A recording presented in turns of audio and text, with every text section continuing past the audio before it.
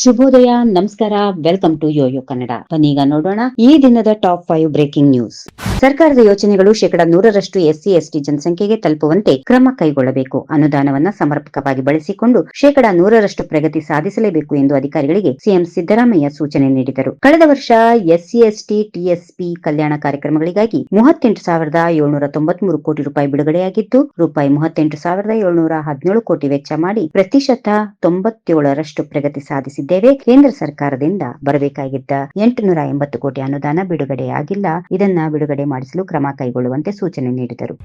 ಅವೈಜ್ಞಾನಿಕವಾಗಿ ನಿರ್ಮಾಣ ಮಾಡಿರುವ ಹಾಗೂ ದುರ್ಬಲಗೊಂಡಿರುವ ಕಟ್ಟಡಗಳನ್ನು ಮೊದಲು ಭದ್ರಗೊಳಿಸುವ ಕೆಲಸವಾಗಬೇಕು. ಇಂತಹ ಕಟ್ಟಡಗಳನ್ನು ಗುರುತಿಸಿ ನೋಟಿಸ್ ನೀಡುವಂತೆ ಪಾಲಿಕೆ ಅಧಿಕಾರಿಗಳಿಗೆ ಸೂಚಿಸಲಾಗಿದೆ ಎಂದು ಡಿಸಿಎಂ ಡಿಕೆ ಶಿವಕುಮಾರ್ ಹೇಳಿದ್ದಾರೆ. 2-3 ಮಹಡಿಗಳನ್ನು ಕಟ್ಟುವ ಕಡೆಗಳಲ್ಲಿ 8-10 ಮಹಡಿಗಳನ್ನು ನಿರ್ಮಾಣ ಮಾಡಲಾಗಿದೆ. ಹಲವಾರು ಕಟ್ಟಡಗಳು ವಾಸಕ್ಕೆ ಯೋಗ್ಯವಿಲ್ಲದಂತಾಗಿವೆ. ಇಂತಹ ಕಟ್ಟಡಗಳನ್ನು ಹೊಡೆದು ಹಾಕುವುದು ನಂತರದ ವಿಚಾರ. ಇದರ ಬಗ್ಗೆ ಮೊದಲು ಸಮೀಕ್ಷೆ ನಡೆಸಲಾಗುವುದು. ಇದು ಒಂದೇ ದಿನಕ್ಕೆ ಮುಗಿಯುವ ಕೆಲಸವಲ್ಲ, ವರ್ಷಗಟ್ಟಲೆ ಹಿಡಿಯುತ್ತದೆ. ದೆಹಲಿ, ಮುಂಬೈನಲ್ಲೂ ಇದೇ ಪರಿಸ್ಥಿತಿ ಎದುರಾಗಿದೆ. ಒಳಗೆ ಬಂದು ನೋಡಿದಾಗ ನನಗೆ ಗಾಬರಿಯಾಯಿತು. ಇಂತಹ ಇಕ್ಕಟ್ಟಿನ ಜಾಗದಲ್ಲಿ ಬೆಂಕಿ ಅವಘಡ ನಡೆದರೆ ಜನ ಓಡಿ ಹೋಗುತ್ತಾರೆ. ಆಗ ಕಾಲ್ತುಳಿತ ಉಂಟಾಗಿಯೇ ಜನ ಸಾಯುತ್ತಾರೆ ಎಂದರು.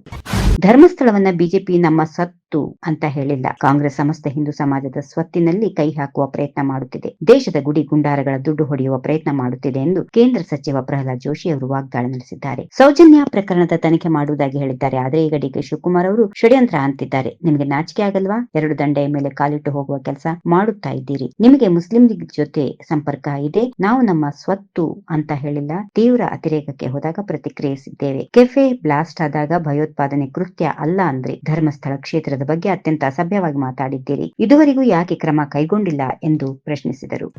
ತುಂಗಭದ್ರಾ ಬೋರ್ಡ್ನಿಂದಲೇ ರಾಜ್ಯಕ್ಕೆ ನಿರಂತರ ಅನ್ಯಾಯವಾಗ್ತಾ ಇದೆ. ಈಗ ತುಂಗಭದ್ರಾ ಜಲಾಶಯದ ಕ್ರಸ್ಟ್ ಗೇಟ್ ದುರಸ್ತಿ ವಿಳಂಬವಾಗಲು ಬೋರ್ಡ್ ನೇರ ಹೊಣೆ ಎಂದು ತುಂಗಭದ್ರಾ ನೀರಾವರಿ ಸಲಹಾ ಸಮಿತಿ ಅಧ್ಯಕ್ಷ ಹಾಗೂ ಕೊಪ್ಪಳ ಜಿಲ್ಲಾ ಉಸ್ತುವಾರಿ ಸಚಿವ ಶಿವರಾಜ್ ತಂಗಡಿಗೆ ವಾಗ್ದಾಳಿ ನಡೆಸಿದ್ದಾರೆ. ತುಂಗಭದ್ರಾ ಕ್ರಸ್ಟ್ ಗೇಟ್ ಕಳೆದ ವರ್ಷ ಮುರಿದಿದ್ರು, ಅದನ್ನ ತಕ್ಷಣ ದುರಸ್ತಿ ಮಾಡಿಲ್ಲ ಮತ್ತು ದುರಸ್ತಿಗೆ ಅನುಮತಿ ನೀಡಲಿಲ್ಲ.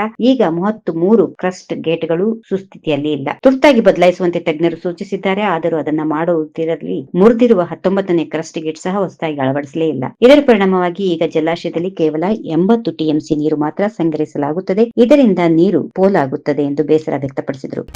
ಮುಸ್ಲಿಂ ಯುವತಿಯರನ್ನ ಮದುವೆಯಾದರೆ 5 ಲಕ್ಷ ರೂಪಾಯಿ ಕೊಡುವುದಾಗಿ ಹೇಳಿಕೆ ನೀಡಿದ್ದನ್ನು ಖಂಡಿಸಿ ಯುವಕರ ತಂಡವೊಂದು ವಿಜಯಪುರ ಶಾಸಕ ಬಸನಗೌಡ ಪಾಟೀಲ್ ಯತ್ನಾಳ್ ಅವರ ಕಾರಿಗೆ ಘೆರಾವ್ ಹಾಕಲು ಯತ್ನಿಸಿದ ಘಟನೆ ನಡೆದಿದೆ. ಜಿಲ್ಲೆಯ ಆಲಮೇಲ್ ಪಟ್ಟಣದಲ್ಲಿ ಬೆಂಗಾವಲು ಕಾರುಗಳೊಂದಿಗೆ ಹೋಗುತ್ತಿದ್ದಾಗ ಕೆಲವು ಯುವಕರು ಯತ್ನಾಳ್ ಕಾರಿನ ಎದುರಿಗೆ ಬಂದು ಸುತ್ತುವರಿಯಲು ಯತ್ನಿಸಿದ್ದಾರೆ. ಇದೇ ವೇಳೆ ಪೊಲೀಸರು ಯುವಕರನ್ನ ವಶಕ್ಕೆ ಪಡೆದುಕೊಂಡಿದ್ದಾರೆ. ಈ ವಿಡಿಯೋ ನಿಮಗೆ ಇಷ್ಟವಾದಲ್ಲಿ ಲೈಕ್ ಮಾಡಿ, ಶೇರ್ ಮಾಡಿ, ಸಬ್ಸ್ಕ್ರೈಬ್ ಮಾಡಿ.